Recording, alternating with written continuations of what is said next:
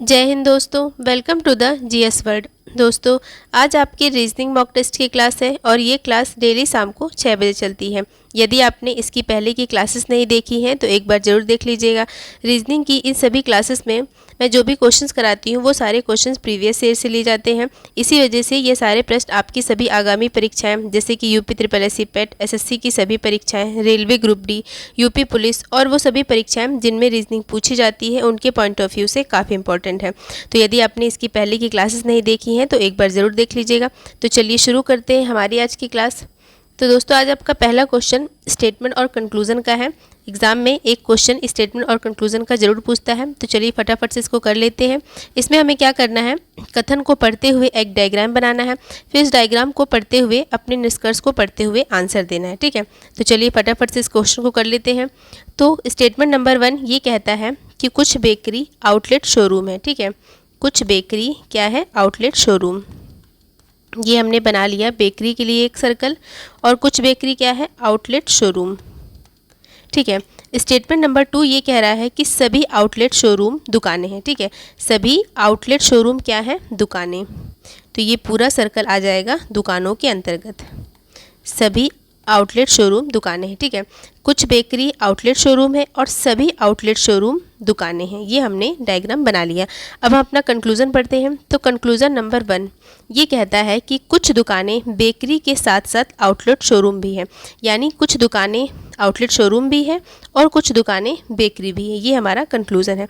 तो चलिए देख लेते हैं कि क्या कुछ दुकानें बेकरी हैं। बिल्कुल है, ये देखिए बेकरी में दुकानों का थोड़ा सा पार्ट लग रहा है, तो ये तो सही हो गया। और कंक्लूजन में दूसरी बात क्या कह रहा है कि कुछ दुकानें आउटलेट शोरूम भी हैं। तो जब सभी आउटलेट शोरूम दुकानें हो सकती हैं तो कुछ दुकानें आउटलेट शोरूम भी हो सकता है। इस हिसाब से कंक्लूजन नंबर 1 बिल्कुल सही है। कंक्लूजन सेकंड ये कहता है कि सभी बेकरी दुकानें हैं। तो क्या सभी बेकरी दुकानें हैं? बिल्कुल नहीं, कुछ बेकरी दुकानें हो सकती हैं या कुछ दुकानें बेकरी हो सकती हैं, लेकिन सभी बेकरी दुकानें नहीं हो सकती। तो हमारा निष्कर्ष नंबर 2 बिल्कुल गलत हो जाएगा। इस हिसाब से हमारा आंसर होगा ऑप्शन नंबर बी, केवल निष्कर्ष 1 पालन करता है। चलिए आगे बढ़ते हैं।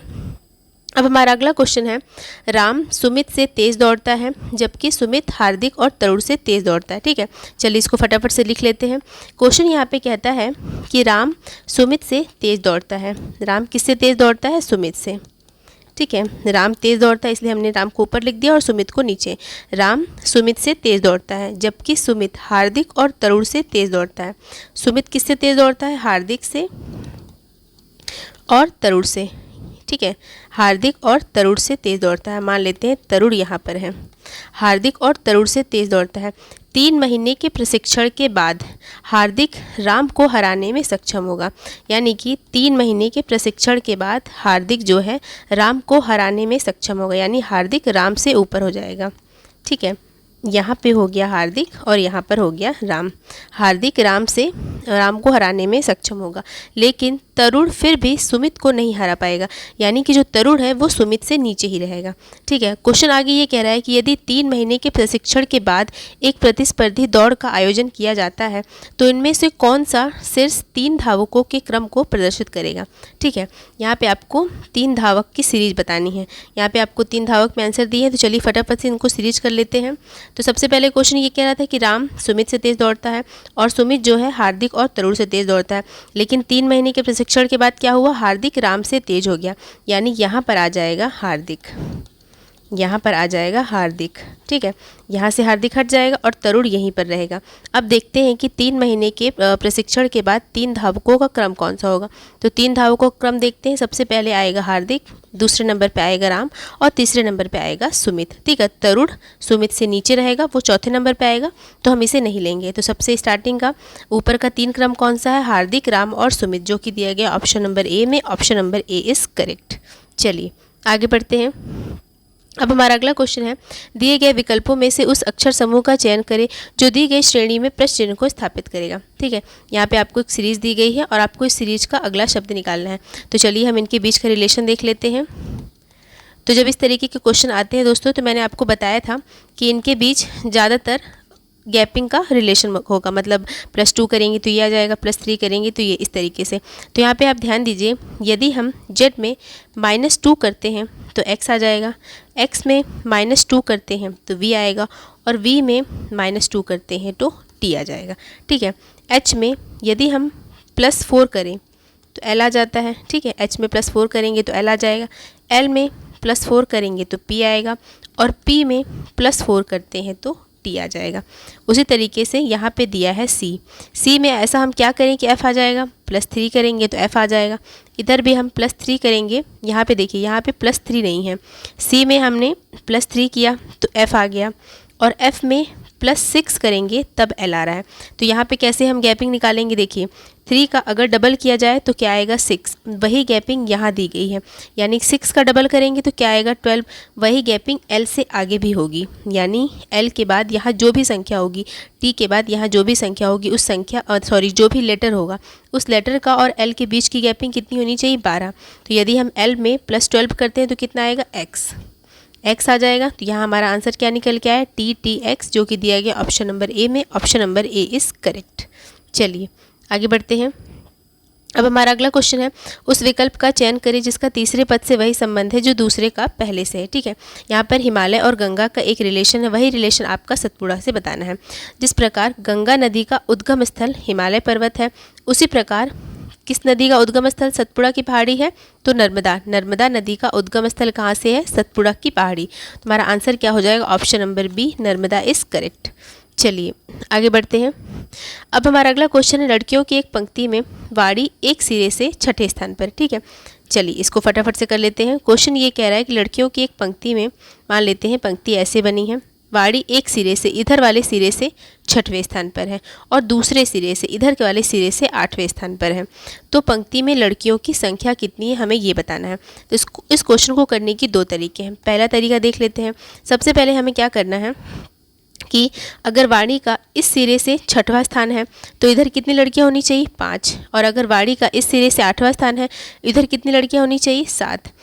5 को जोड़ेंगे तो कितना आएगा, 12, और ये एक जगह हम लेंगे वाड़ी के लिए, +1 कर देंगे तो आ जाएगा 13। ये हमारा आंसर निकल के आ गया। दूसरा तरीका ये होता है कि हमें वाड़ी का एक सिरे, मतलब वाड़ी एक सिरे से कौन से स्थान पे थी, 6वें स्थान पे, और दूसरे सिरे से कौन से स्थान पे थी, 8वें स्थान पे। हमें इन दोनों को ऐड कर देना है। यहाँ पे आ जाएगा 14, -1 करेंगे तो आएगा 13। तो हम किसी भी तरीके से सॉल्व करें हमारा आंसर 13 ही आ जाए है। तो यानी कि पंक्ति में लड़कियों की कुल संख्या कितनी हो गई, 13, जो कि दिया गया ऑप्शन नंबर सी में। Option number C is correct. चलिए आगे बढ़ते हैं। अब हमारा अगला क्वेश्चन है, उस विकल्प का चयन करें जिसका तीसरे पद से वही संबंध है जो दूसरे का पहले से है। यहाँ पे आयात और निर्यात का एक रिलेशन है, वही रिलेशन आपका व्यय का बताना है। ठीक है, तो देखिए जैसे भारत से दूसरे देशों से सामान अगर मंगाया जाता है तो उसे क्या कहा जाता है, आयात, और दूसरे देशों में सामान भेजना क्या कहलाता है, निर्यात। उसी तरीके से व्यय मतलब होता है खर्च करना। ठीक है, और राजस्व मतलब होता है टैक्स को एकत्रित करना, मतलब जोड़ना। तो व्यय मतलब क्या हो गया, खर्च करना, और राजस्व मतलब जोड़ना। तो हमारा आंसर क्या हो जाएगा, ऑप्शन नंबर बी, राजस्व इज़ करेक्ट। चलिए आगे बढ़ते हैं। अब हमारा अगला क्वेश्चन है, किसी कूट भाषा में बॉटल को 88 लिखा जाता है तो ग्रीन को कैसे लिखा जाएगा। ठीक है, चलिए फटाफट से इस क्वेश्चन को कर लेते हैं। सबसे पहले तो मैंने आपको बताए थे कि कूट भाषा वाला जो क्वेश्चन आता है तो उसको क्वेश्चन को करने के 2-3 तरीके हैं। एक तो आपको सभी लेटर्स की place value as it is लिख देनी है। दूसरा तरीका सभी लेटर्स की प्लेस वैल्यू को लिख के ऐड करना है। तीसरा तरीका सभी लेटर्स के अपोजिट लेटर लेके उन अपोजिट लेटर्स की प्लेस वैल्यू को या तो एज इट इज लिखना है या तो उन्हें जोड़ कर लिखना है। ठीक है, ये 2-4 तरीके ही होते हैं कूट भाषा वाले क्वेश्चन को करने का। ठीक है, चलिए देखते हैं इसमें कौन सी ट्रिक लग रही है। तो ये हमने लिख दिया बॉटल। देखिए यहाँ पे आप ध्यान दीजिए, बॉटल में जितने भी वॉवेल्स हैं, कौन कौन से वॉवेल्स हैं, ओ और ई, इन वॉवेल्स को छोड़ के बाकी सबकी प्लेस वैल्यू आप लिख दीजिए। बी की प्लेस वैल्यू 2 होती है, टी की 20, टी की 20 और एल की 12। ठीक है, इनको ऐड कर लीजिए। इनको हम ऐड करेंगे तो कितना आएगा, ये हो जाएगा 40, ठीक है, और ये हो जाएगा 14, तो ये हो जाएगा 74। और हमारा आंसर क्या दिया है, 88। अब 74 से हमें 88 लाना है। हम क्या करेंगे, ई का अपोजिट लेटर लेंगे वी, और वी की प्लेस वैल्यू क्या होती है 22। फिर ओ का अपोजिट लेटर लेंगे एल, एल की प्लेस वैल्यू होती है 12। हम 12 और 22 को जोड़ेंगे तो कितना आ जाएगा 14। 34। अब इस 34 को हमें यहाँ ऐड करना है, ठीक है। यहाँ पे कुछ मिस्टेक हो गई है, ये 74 नहीं, ये 54 होगा, ठीक है। अब हम इस 54 को यहाँ पे लिख देती हूँ मैं, 54 और 34 को ऐड कर लेंगे तो कितना आ जाएगा 88। ये ट्रिक इसमें यूज़ की गई, ठीक है। एक दो बार आप इसकी प्रैक्टिस करेंगे तो ये ट्रिक आपको याद हो जाएगी। यहाँ पे क्या किया गया है, बॉटल में जितने भी वॉवेल्स हैं, कौन कौन से वॉवेल्स हैं, ओ और ई, उनको छोड़ के बाकी सभी लेटर्स की प्लेस वैल्यू लेके उन्हें ऐड कर लेना है। हमारा 54 आ गया। उसके बाद क्या करना है, जितने भी वॉवेल्स हैं उन वॉवेल्स के अपोजिट लेटर लेके उन अपोजिट लेटर की प्लेस वैल्यू लेके उन्हें ऐड कर देना है, जो कि हमारा 34 आ गया था। फिर उस 34 को इस 54 से ऐड कर देना है तो हमारा आंसर निकल के आ जाएगा 88। इस तरीके की ट्रिक इस कूट भाषा वाले क्वेश्चन में यूज़ की गई है। सेम ट्रिक आपको ग्रीन में लगानी है, तो चलिए फटाफट से कर लेते हैं इसे। तो यहाँ पे मैंने लिख दिया ग्रीन। ग्रीन में वॉवेल्स कौन कौन से हैं, दो हैं, मतलब ई है, 2 बार ई लिखा है तो सिर्फ यही वॉवेल्स होंगे। तो जी की प्लेस वैल्यू 7 होती है, आर की 18 होती है, एन की 14 होती है, ई का अपोजिट लेटर होगा वी, ठीक है, और वी की प्लेस वैल्यू होगी 22। इन सबको जब हम ऐड करेंगे तो हमारा आंसर क्या निकल के आए, आंसर निकल के आएगा 83। 83 दिया गया ऑप्शन नंबर बी में, option number B is correct. चलिए आगे बढ़ते हैं। अब हमारा अगला क्वेश्चन है, दिए गए विकल्पों में उस अक्षर समूह का चयन करें जो नीचे दी गई श्रेणी में प्रश्न चिन्ह के स्थान पे आएगा, ठीक है। सेम क्वेश्चन है, इससे पहले भी हमने क्वेश्चन किया है। यहाँ पे आपको एक सीरीज़ दी गई है और इस सीरीज की अगला वर्ड आपको बताना है, ठीक है। तो मैं यहाँ पे लिख देती हूँ A P D S G V, ठीक है, और यहाँ पे आपको निकालना है।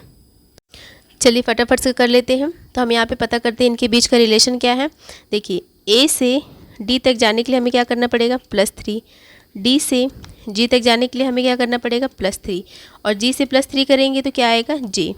इसके आगे हमें सॉल्व करने की ज़रूरत ही नहीं, क्योंकि आप देख सकते हैं कि सिर्फ एक ही ऑप्शन में पहला अक्षर J दिया गया है, जो कि ऑप्शन नंबर डी में। हम ऑप्शन नंबर डी को टिक करेंगे और आगे बढ़ेंगे। चलिए आगे बढ़ते हैं।